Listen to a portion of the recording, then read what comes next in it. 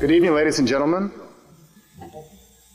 Welcome to our latest Independent Policy Forum. My name is David Thoreau, and I'm the president of the Independent Institute.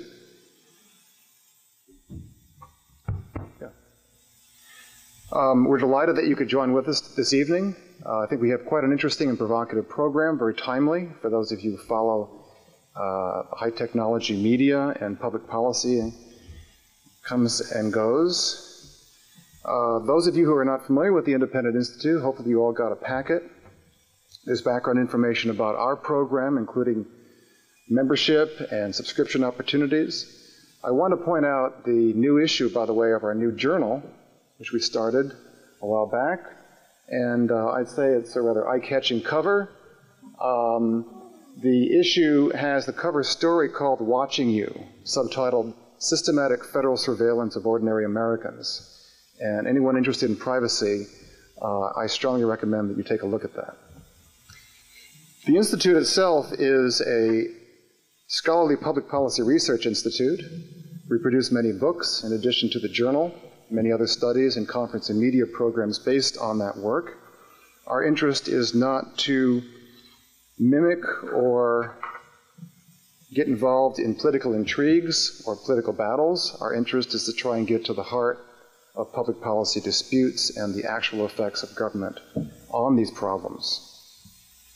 In the packet, you'll also find a sheet on tonight's program. It also lists two of our upcoming policy forums, the next of which will be on November 17th. And that program is on the American Civil War. And the topic of the program is actually human liberty and the roots of American Leviathan. The two speakers are the historian Henry Mayer, who's the National Book Award finalist for his book, All on Fire, on William Lloyd Garrison and the Abolition of Slavery. And the other speaker is the historian and economist Jeffrey Rogers Hummel, whose book, Emancipating Slaves, Enslaving Free Men, has gotten many people's attention. We will also be holding an event which is not yet scheduled. It will be either in December or January with the historian Robert Conquest. We've had Bob speak in the past, about 5 years ago, almost 6 years ago, I guess. Bob has a new book out called Reflections on a Ravaged Century. For those of you not familiar with Dr. Conquest, he is the author of a number of landmark books, including The Great Terror, Harvest of Sorrow, Stalin, and other books, especially on the Soviet Union. Tonight's program is one that we're very pleased to be hosting. We're very pleased that we have two excellent speakers on this topic. For those of you who are not familiar with this book, we highly recommend that you get a copy. It's a book that we think is not just important, but perhaps even revolutionary in the whole field of commerce and money and finance and privacy. Our first speaker tonight is an economist who has been involved in a whole range of fields. He's the author of The End of Money. The End of Money, I should mention, is published by our friends at the Discovery Institute in Seattle, who've been very helpful with us on many occasions, including helping us arrange for Richard this evening. Almost daily, it seems, there seems to be some sort of event pertaining to the issues that we're going to be discussing this evening, especially in the world of public policy.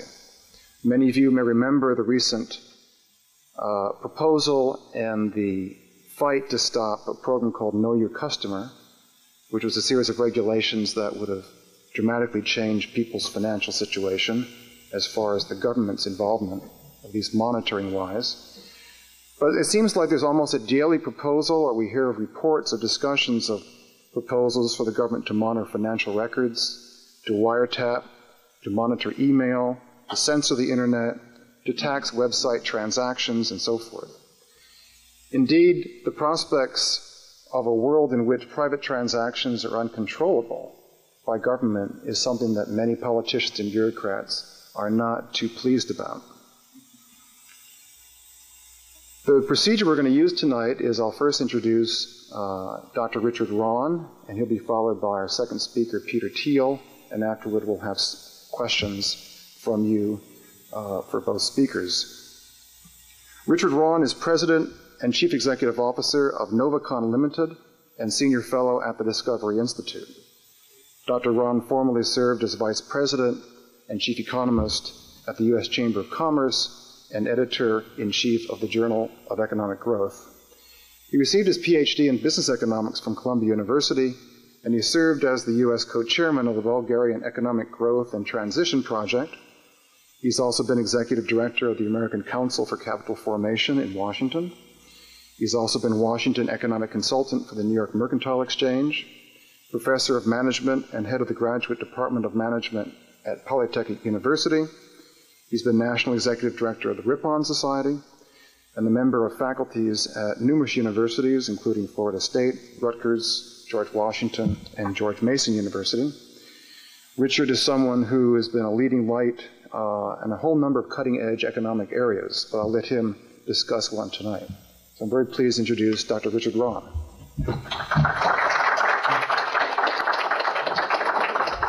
Well, David, thank you very much for having me here.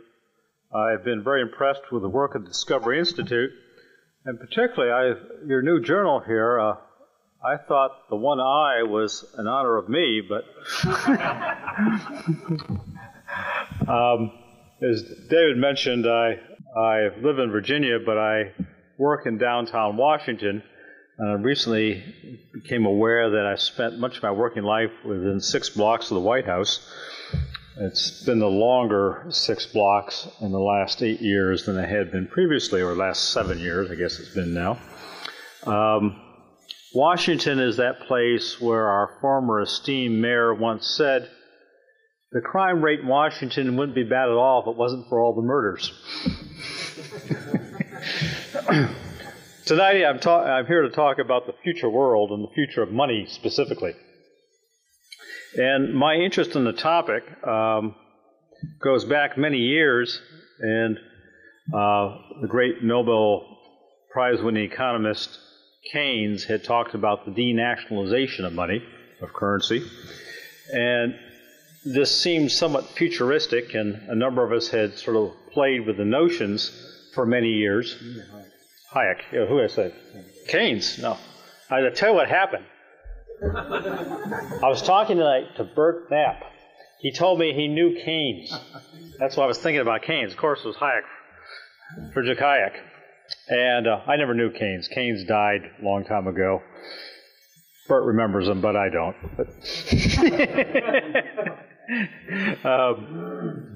But I did know Hayek, as many of you here, David and others knew. And we had played around with his concepts to see if he could make it a reality. And it looked very difficult. But suddenly the world changed. Technology changed.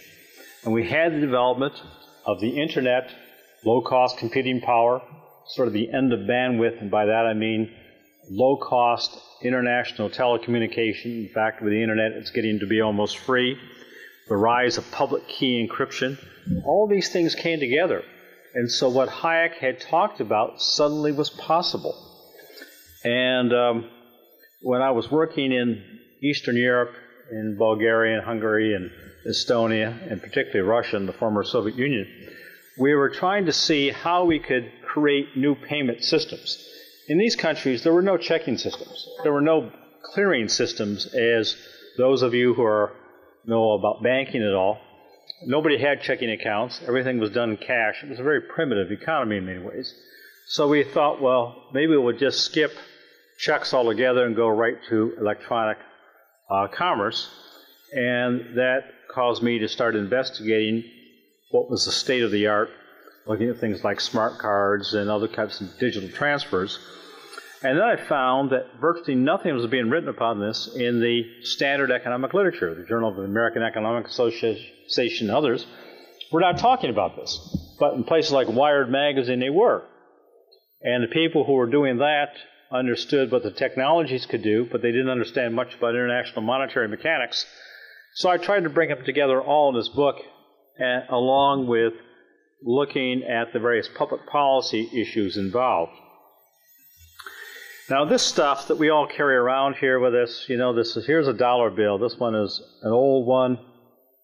It's got Robert Rubin's name on it, so it can't be that old. But anyway, it's wrinkled and it's dirty. You know, they carry a lot of germs, and they find that like 60% of them have traces of cocaine on them.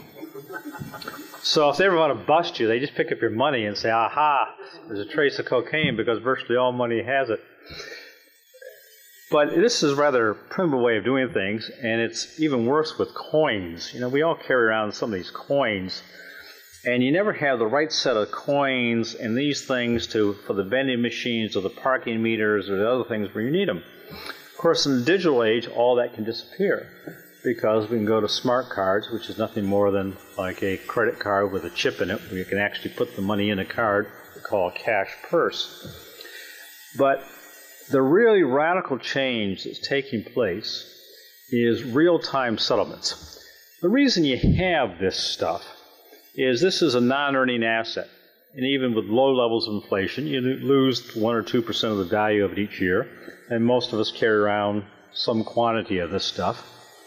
And the reason we do it, I mean, it has, you know, what's the value of that piece of paper? Not much. But but it's because there's a time period between getting rid of one productive asset and acquiring another productive asset or a good or service we want. But in the digital age, this time period can collapse to a fraction of a second. And suddenly the need for money as we normally thought of it begins to disappear. Now, you still need a numeraire in which to make transactions. You know, we have to have the dollar or euro or something that we define relative values in. But the existence of money as we traditionally think of it, that is going to disappear. And it's going to disappear fairly rapidly. The technologies are now there. And I expect many of you here are involved in various aspects of technologies which will have an impact on that. But just think about it here in the next few years, over the internet, from your home computer or from your telephone, you will be able to take money and transfer it around the world virtually at the speed of light. Not only that, with advances in public key encryption, you can easily encrypt it just with a couple of keystrokes on your computer, and no government or anybody else will know what you've done. And with the new public key encryption, it's almost impossible for NSA to break.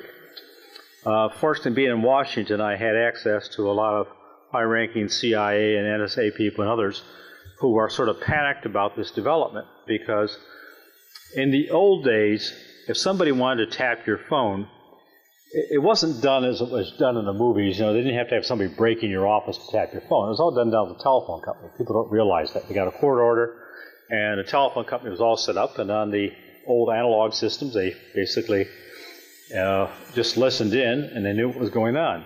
Telephone companies switched over to digital systems. Suddenly it became a whole lot more difficult. But the phone companies would give the FBI or the NSA or CIA or whoever they wanted to listen in their codes to their digital systems so they could listen in. But suddenly that's to say that David here wants to send a private message to Peter. Well, with public key encryption, this is easily done. You just download these programs. You can get them off the internet or buy them from any software store, and you can transmit messages. And the courts, fortunately, have ruled that encryption is protected under the First Amendment. It's freedom of speech.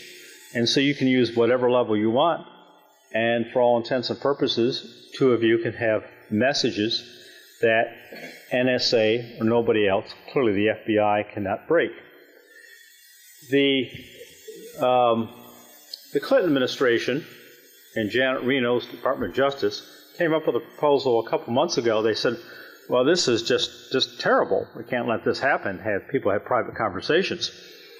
And so they had a proposal to allow the FBI to break into your home and put devices on your computers to read the keystrokes you were making because it didn't do them any good any longer to actually get the message. But if they could get in to see what David was actually typing on his computer before he encrypted it, what Peter was decrypting, then they could know what was going on.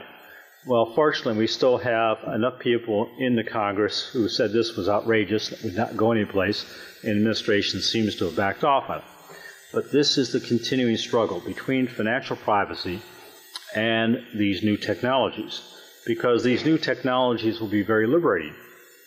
Now, in a digital world, there's not much reason for the Federal Reserve to produce money anymore. This says a Federal Reserve note. This is part of the U.S. debt. You know, when you hear about how much debt we have, this stuff you carry around in your pocket is part of the debt.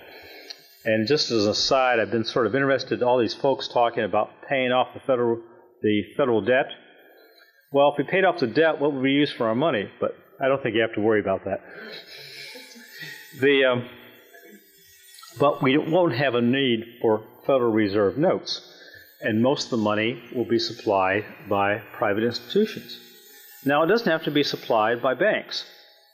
And I think the banks are facing a very difficult future, because in the digital age, there's no reason McDonald's or Microsoft or Boeing or any other well-known company can't go ahead and start supplying money.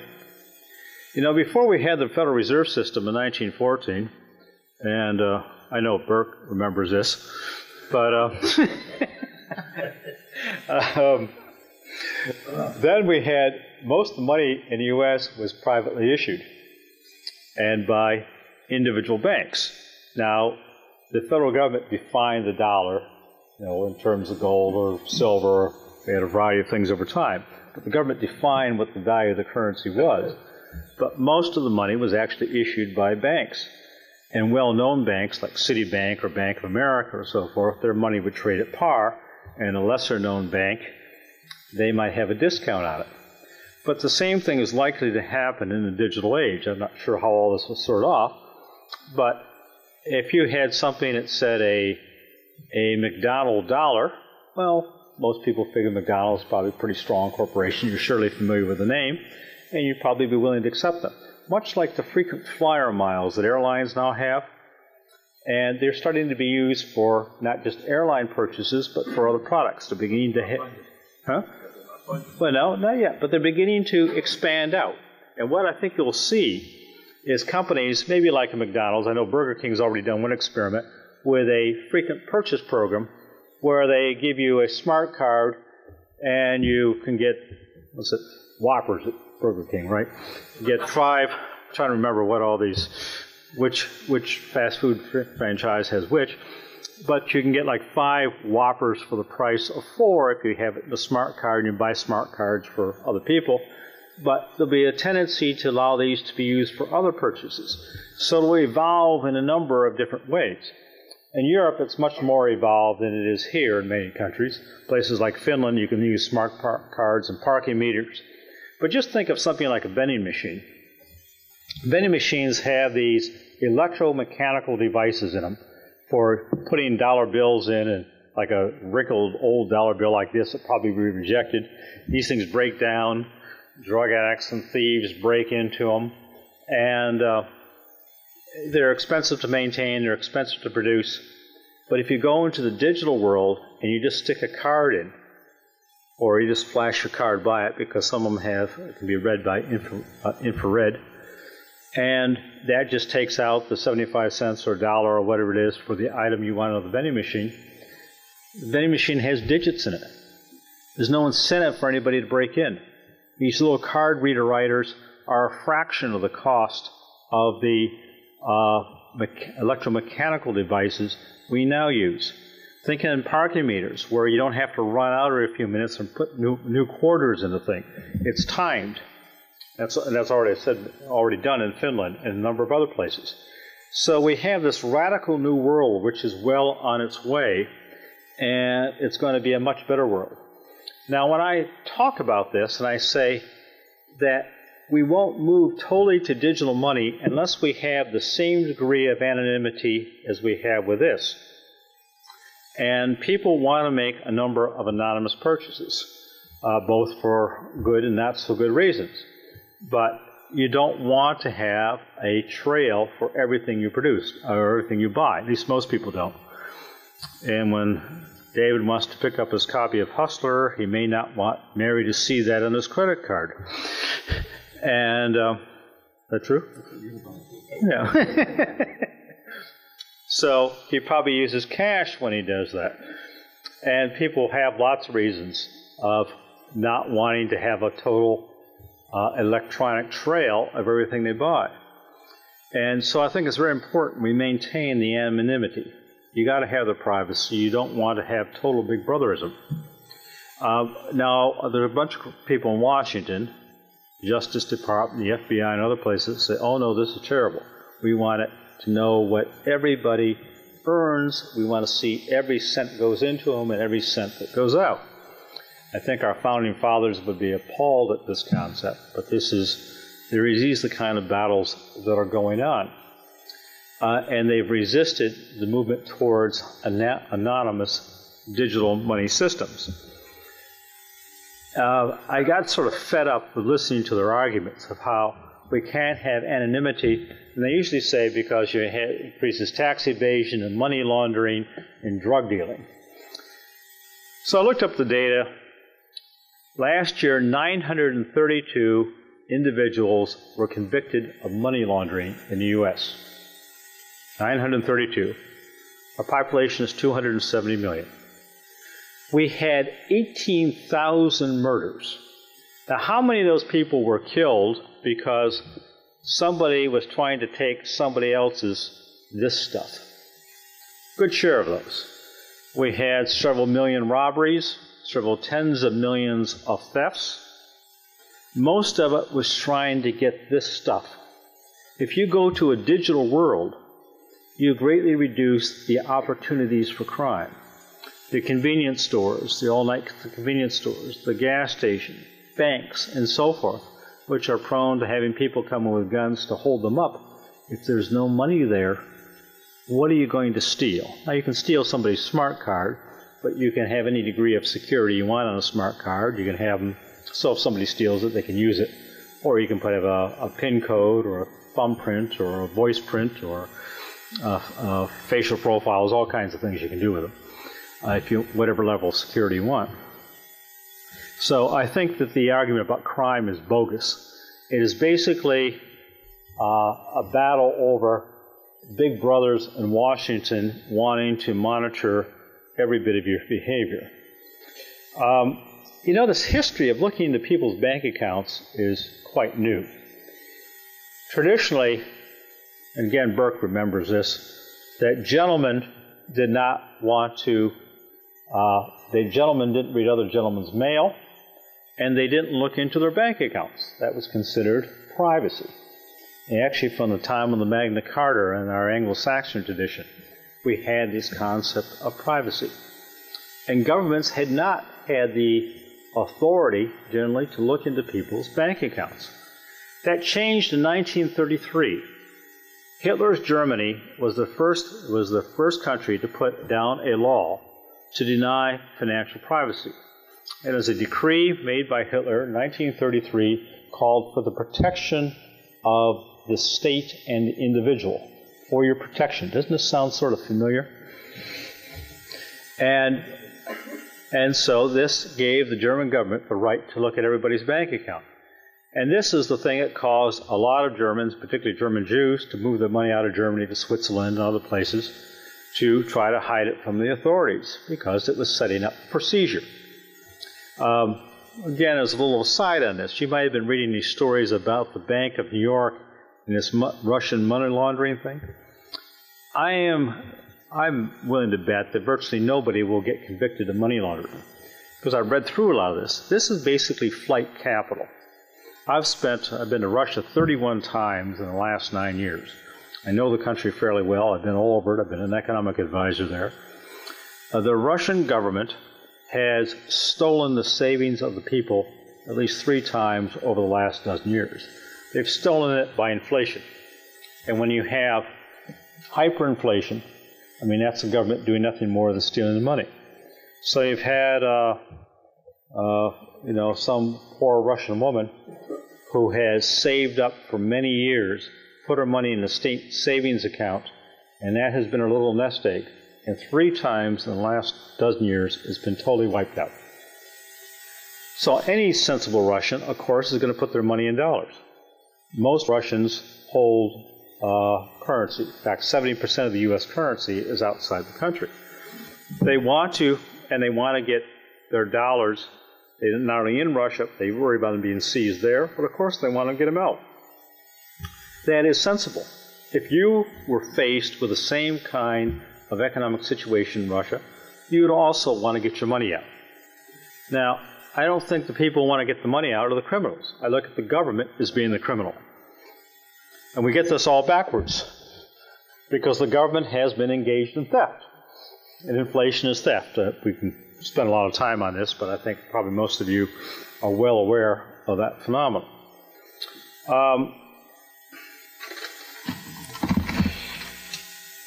I'm not going to talk much about the technology because Peter's been more deeply involved in much than I have, so I'll concentrate on some of the public policy aspects. One of the big battles, as I've already mentioned, is the battle over encryption. And there has been these attempts to try to deny encryption or keep low levels.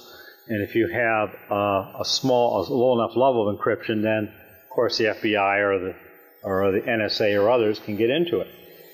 And again, we've been lucky that the courts have ruled in our favor domestically. It's a First Amendment guarantee. So then the government fell back to trying to control the exports of encryption. Well, my laptop PC, I've got encryption program in it.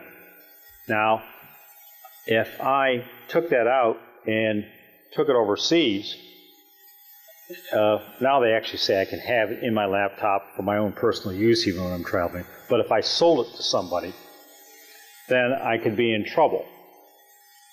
Of course, these same encryption programs, you get them for free over the internet. And encryption is something, because it's mathematical algorithms, so how do you control it?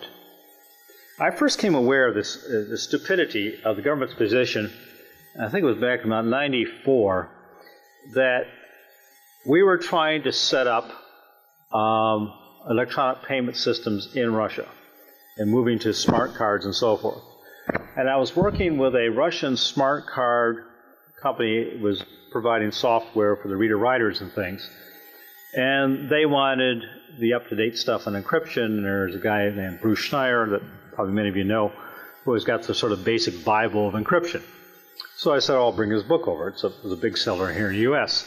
In the back cover of his book, he's got 2 discs that have the algorithms which are written out in the text. In the back of the book, you have the algorithms, but he also had them on discs, so you could just drop them in your computer. Well, when we were ordering the books, Bruce had called up and talked to one of my associates, and he said to her, you know, if you're going to take these out of the country, you got to take the disc out because those are considered munitions. The same algorithms were actually in the book. I mean, you just had to scan it and put it back in the computer. But since it was written, that's freedom of speech and protected by the First Amendment. But the discs were considered munitions. And the more I got into this and looked at the whole stupidity of this thing, and so the government's trying to control something you can't control. Now, the software companies who provide encryption programs, they've been a big disadvantage because they've had to set up offshore operations to market this. And so much of the encryption programs have moved over to Japan, Switzerland, and Belgium, and Finland, and other places which don't have any restrictions on it.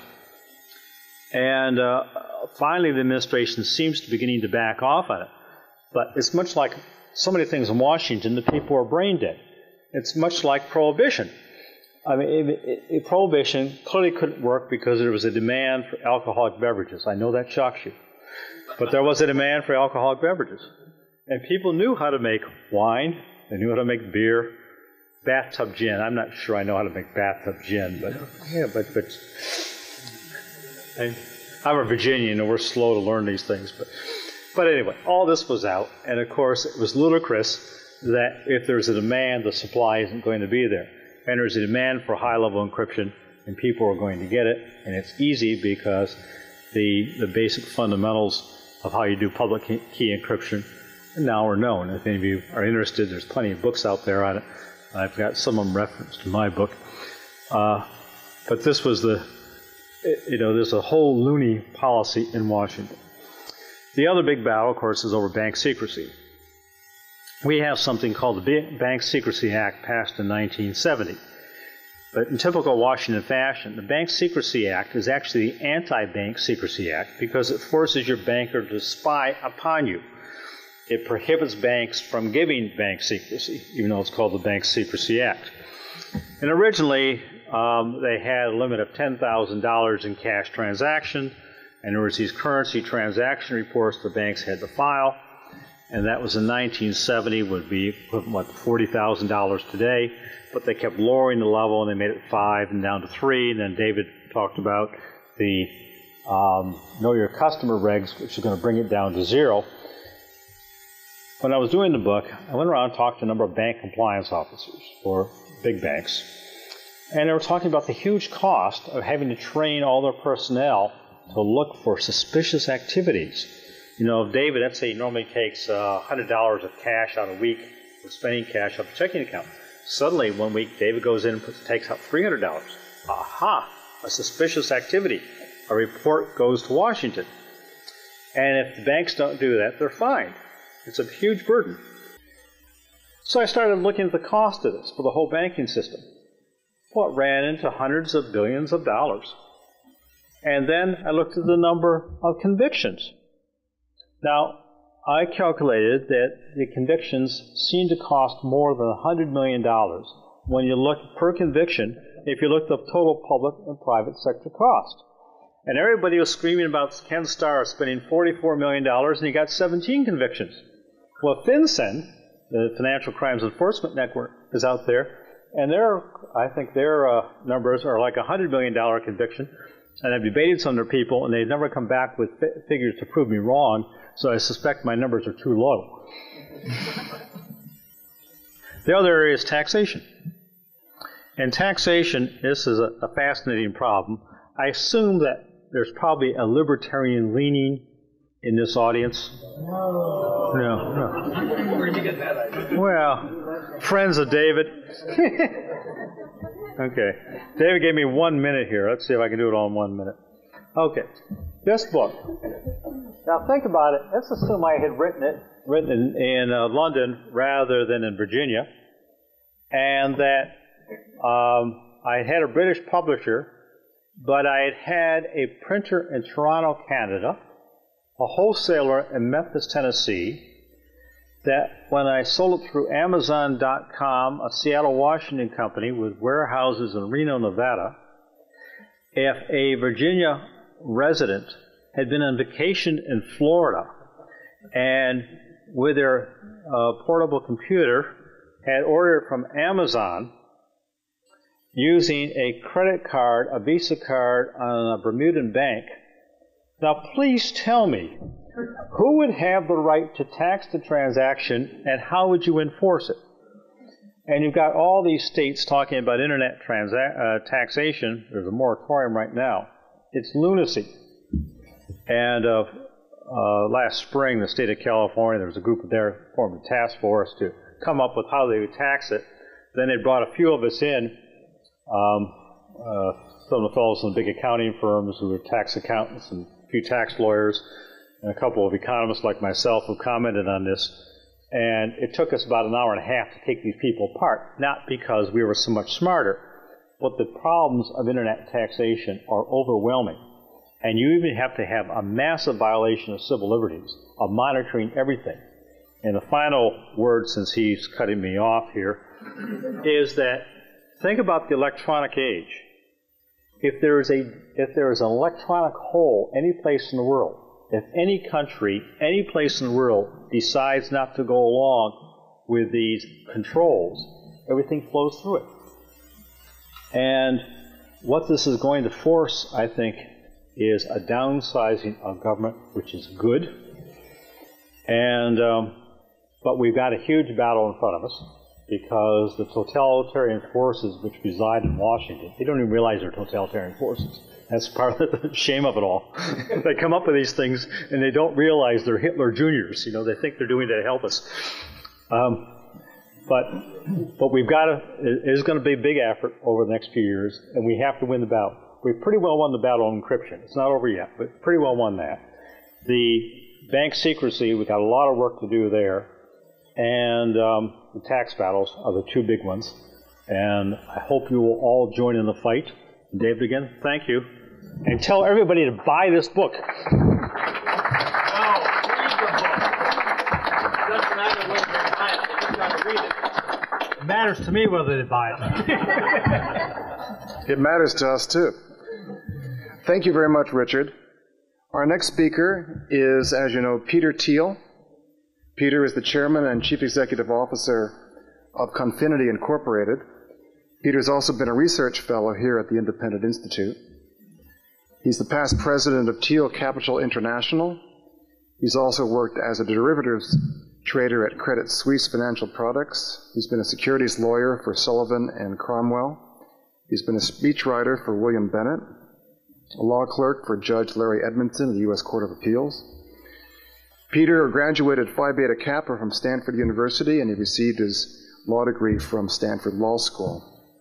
He's a co-author with David Sachs of an institute book called The Diversity Myth, Multiculturalism and Political Intolerance on Campus. It's a book on the issue of privacy and civil liberties in higher education. And his articles have appeared in the Wall Street Journal, Washington Times, San Francisco Chronicle, and many other places. And for those of you who are interested, he's also rated a national master in the U.S. Chess Federation. I'm very pleased to introduce Peter Thiel.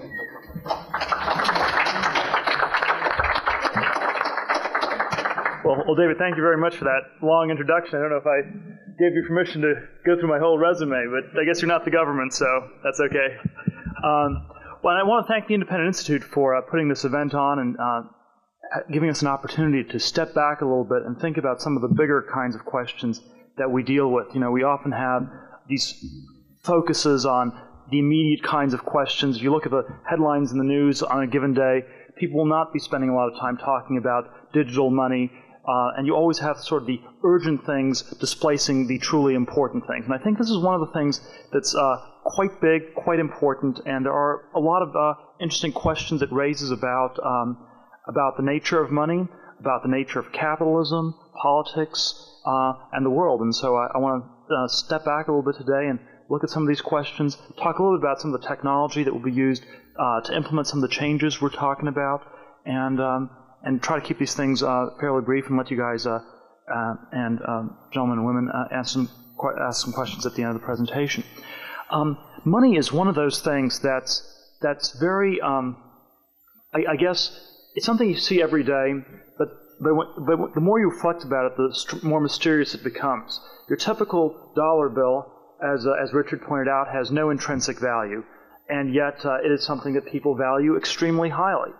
And so there's sort of this weird kind of subterfuge that goes on when people think about money. It's something that's used, it has value, it's valued by everybody, you can use it to buy things in an economy, and yet it's something that has no intrinsic value. And the kinds of contexts where one can really see this sort of stuff break down are cases where money is sort of in a twilight zone, where it's breaking down. And there have been, of course, countless episodes in the 20th century in the emerging world where governments have gone out of control and have just started printing money like crazy, and the institution has started to collapse, and the link between money and value has really eroded. I'll give you the classic examples are ones like Argentina in the late 1980s, where you had hyperinflation.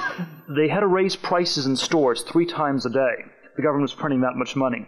And so the upshot was that when people got their paychecks, they had to physically run to their bank accounts and physically run through a grocery store to make their purchases and try to pass the money on to someone else. It was like this game of musical chairs, and the chairs were taken away pretty fast, so you had to keep running really, really fast. The government of Idi Amin in the 1970s ran out of money, and so they asked the Treasury Secretary. The Treasury Secretary came to the dictator in Uganda and said, we have no money left. You've spent it all. And said, well, just print more. And, again, these are sort of extreme examples, and yet they're not totally inappropriate in any other context.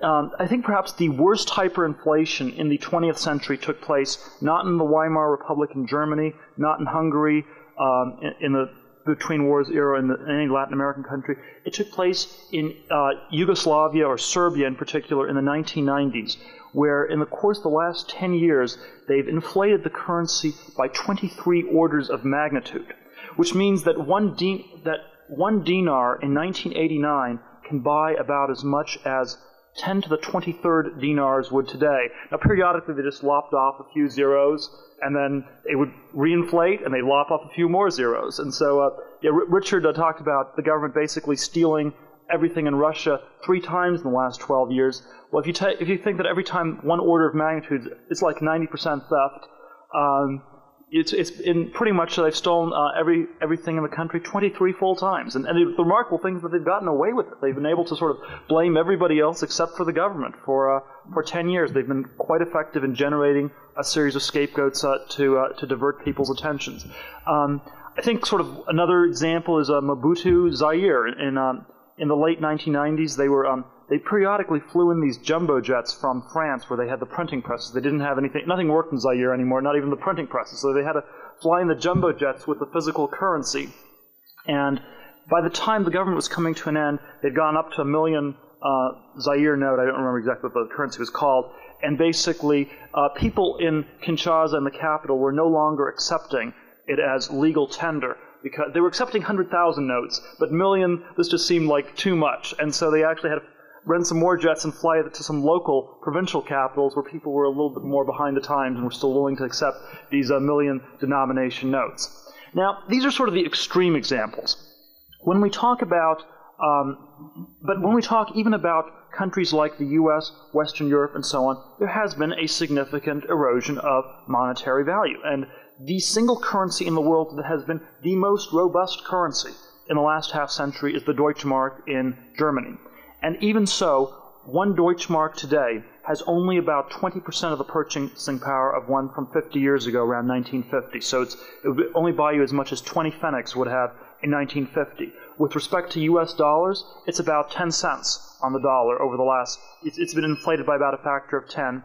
And with respect to British pound sterling, you're down to about a factor of 20, and so on down the line.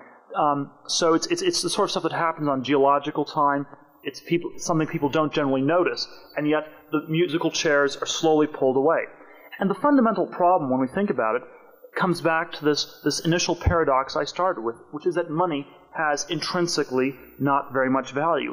And the nexus, the place where you have value in a capitalist society is in intellectual labor, in real property, in the relationships that exist between people as they work together in corporations and as individuals, in the kinds of trading relationships you have.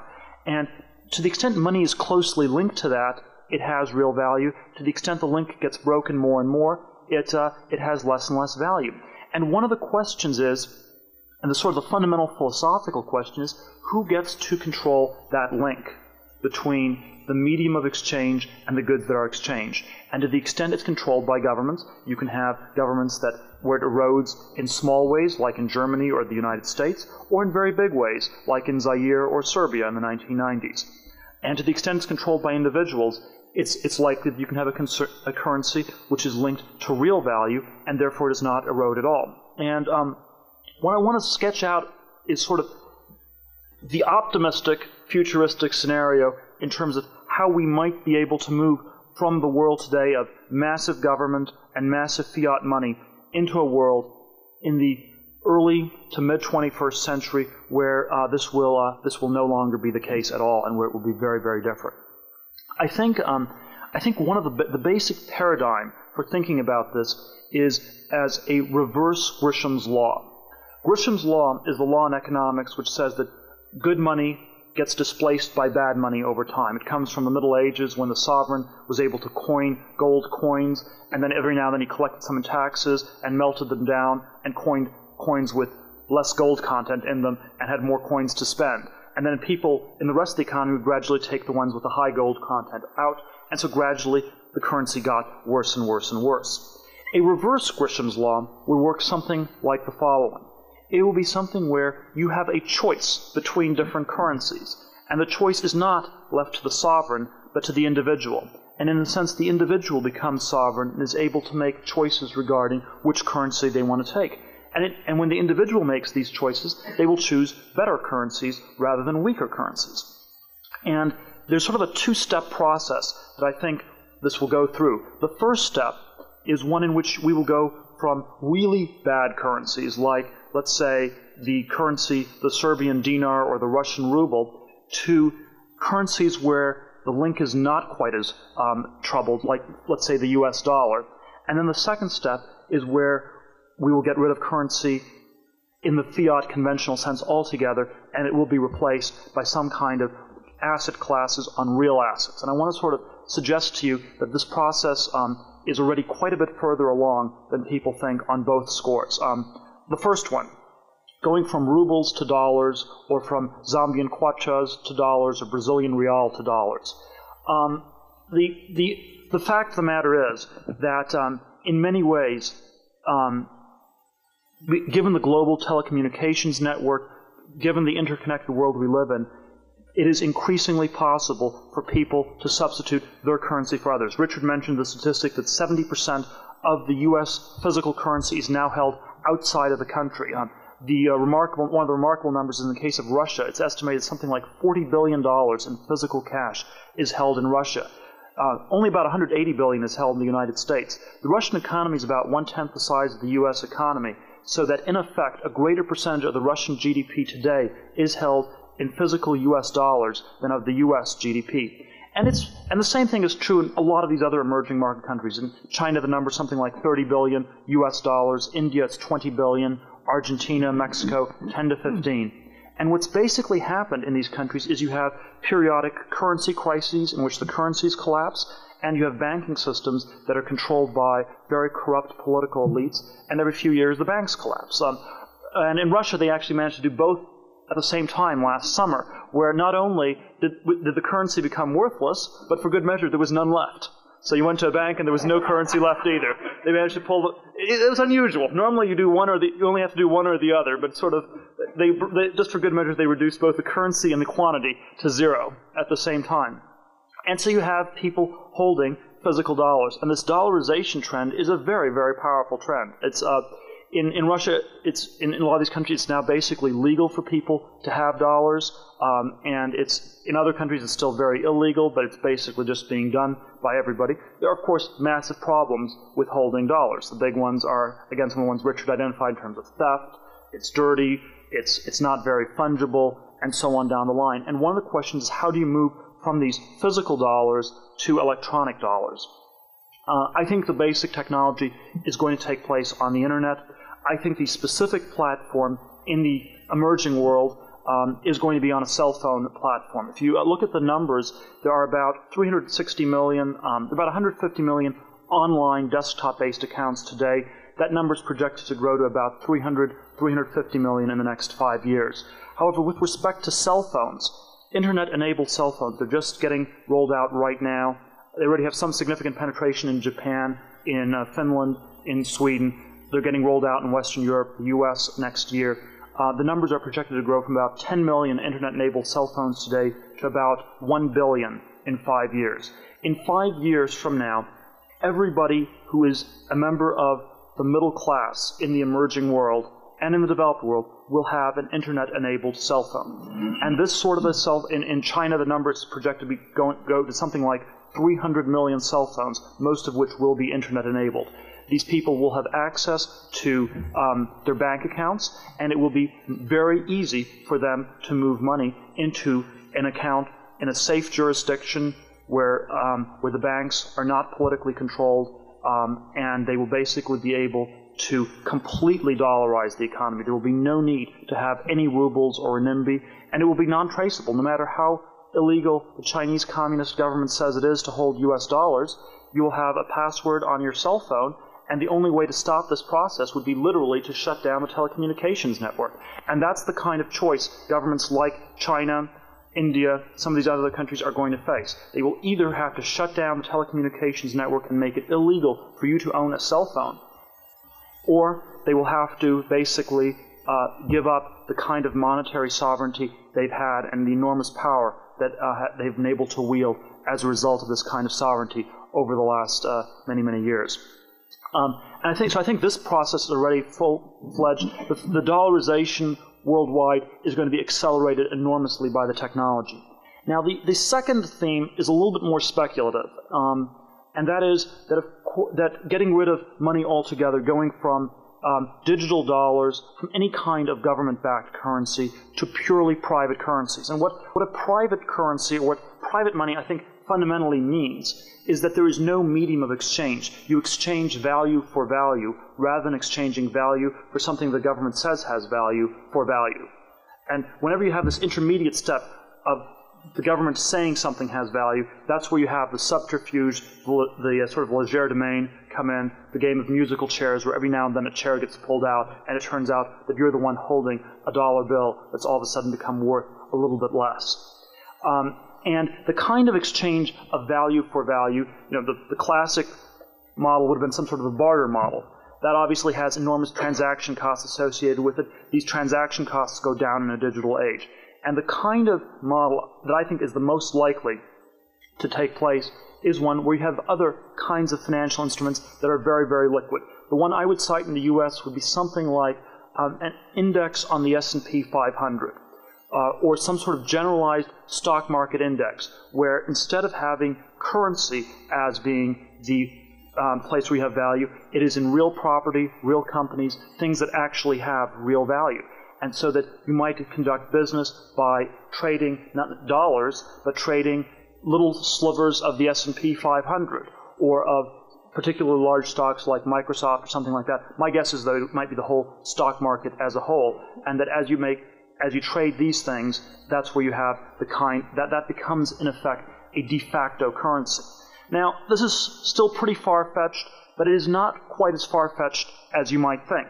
And just as we've had people in Russia replace rubles with dollars, we have had people in the U.S. replace dollars with equity. And over the last 20 years, one of the very big sort of financial debates that takes place is whether the U.S. equity market is wildly overvalued or whether it's at a fair value or undervalued or anything like that. And one of the things people often talk about in making judgments about whether the equity market is overvalued is something called the risk premium on stocks. What is the expected return on equity over government bonds? And for much of the 20th century, the risk premium has been enormous. It's been something like 7-8% in the 1930s, 1940s, and even a decade ago it was still 4 or 5%. You expected to earn 4 or 5% more on equity than on bonds, and that's why they were priced. Today, the risk premium on equity has gone down to about 2%, and so people are saying they're not much more risky than government bonds. Now, if we really carry this digital argument to its conclusion, there will come a day at which the risk premium might be zero. If you actually look at the volatility in price, it's about the same. There's a strong theoretical reason for suggesting the risk premium should be zero, and maybe it should even be negative. Maybe at the end of the day, companies like Microsoft and McDonald's and Intel and the whole conglomeration of companies has more intrinsic value than any given government, even the U.S. government. So if you believe that that sort of trend is going to take place, we are already starting to see this kind of displacement. And again, it's always a question of whether you want to impute this particular explanation to it, but I think it is one interpretation of what's been happening with the equity markets is that they're basically starting to function as currency. And of course, this is the way people talk about stocks all the time, is that it's driven by liquidity, it's driven by people putting money into stocks, all of these things, because that's where people perceive the true value to really reside. There are some, questions in terms of what can go wrong with this scenario. And sort of I agree with Richard on an awful lot of things. One place where I will disagree is not a big fundamental disagreement, but it's a disagreement on emphasis. Is I don't think the big fights on this are going to be fought in Washington, D.C. I think that, actually it's for all the reasons Richard cited. The people in D.C. are completely backwards. They don't understand any of the technology, and even to the extent they can, it can't be stopped. You cannot stop things on the level of Washington, D.C. in terms of shutting down these encryption protocols, things like that. I think that government actors who are intelligent and who understand what's happening have realized on some implicit level that the only way they're going to stop this kind of digital revolution is to hang together. They must hang together lest they all hang separately for exactly the same reason that otherwise you'll have money going to offshore jurisdictions where there's low taxes, privacy rights, things like that that are enforced. And the classic example I cite in this regard, and I think there's a very powerful push in this, is the whole formation of the euro trading zone in Europe in the last year. Perhaps the single biggest push for it was this realization that jurisdictional competition was inexorably pushing things in the direction of free markets. Western Europe today, there are 15 governments in Western Europe. I believe that 14 of them are effectively run by social democratic governments. It is the most left-wing configuration in the history of Western Europe in terms of the politicians who run it. They're not interested in a common currency because it helps business or it facilitates trade, even though those are the kinds of reasons that initially were used to push it and that were part of what drove it. They're interested in it because they see it as the first step towards political union, and they see political union as a precondition for preserving the welfare state and the massive governmental apparatus as it today exists in Western Europe. The euphemism that a lot of the politicians like to use in Western Europe is something called tax normalization. And what that means is that there should be no unfair tax competition which arises whenever one jurisdiction chooses to use lower taxes than another jurisdiction. And in a context of Western Europe where the jurisdictions are relatively small and it's possible for people to move to lower jurisdictions, such as the UK or Ireland, which are relatively lower than France and Germany and Italy, you want to harmonize these taxes and basically prevent this. And of course, Western Europe itself is not a logical stopping point. Sort of the one thing that's gone wrong with their plan is that the globalization has gone even faster than their political consolidation. So they've been able to consolidate these jurisdictions in Europe into a single large jurisdiction, but at the same time, there are all these offshore jurisdictions that have popped up and so on. And so you have people like Lafontaine, the former finance minister in Germany, who is, and the current finance minister in France and a lot of these countries, urging that transactions, offshore jurisdictions be shut down, that basically it be made illegal to have offshore tax havens. And again, if you just sort of think about how in the world can this happen, or what does this mean? Well, what it means is that politically, you have to create a de facto global government. You have to basically turn the whole planet into a prison to prevent anyone from escaping. Because so long as there's a single place left to go, you will be able to do this. Now, there are questions as to whether anything like this is feasible or doable, and there are some difficult questions whether it's possible. My sense is that I'm optimistic in the sense that I don't think it's going to happen, but I think it is going to be a real fight. And it's not going to happen under the auspices of the United Nations or anything like that. It probably will happen through various multinational bureaucratic agencies. It will happen through collaboration between U.S., Western Europe, Japan, various governments, to basically make it illegal to put money into offshore jurisdictions. They will figure out ways to put very large pressure on these small countries. And there is a question of how islands in the Caribbean will be able to hold up if you have the U.S. government or Western Europe basically send a fleet of ships down, try to shut them down. Now, there are questions about whether this is going to happen or not, but that is clearly what they are thinking. That is what intelligent socialists realize they need to do today to preserve the government as it is currently constituted. The stupid example of this, and sort of the counterexample, would be something like the government of Malaysia, which 1 year ago decided they want to basically prevent currency trading, and the government of Malaysia said, from now on, the Malaysian ringgit has value only inside of Malaysia. Outside of Malaysia, it's worth 0. Inside of Malaysia, it's worth 3.8 ringgit to the US dollar. Outside, you have to have an infinite number of ringgit to buy a dollar. You can buy ringgits with dollars, but you can't buy dollars with ringgits. And those were the basic rules they set up. And under those rules, they were able to basically create this artificial preserve within Malaysia. Now, that's not going to work 5-10 years from now. With the global telecommunications revolution, the internet access that we're talking about based on cell phones, that kind of a solution will no longer work. I think it is an open question whether the kind of push that's being made by people in Brussels for tax normalization across the world, whether or not that might work. So I have 1 minute to go here, and I think I actually may just leave it at that. I think that it is a very exciting future. I think that we are basically going to. There are incredible technological forces pushing us in the direction of digital currency, of a world of limited government, limited tax authority and ability. I think there are some very powerful countervailing forces, and we really should not underestimate it. And I think the sort of tension that has existed between technology and politics is in some ways likely to perhaps become even more exacerbated in the early 21st century. Thank you very much.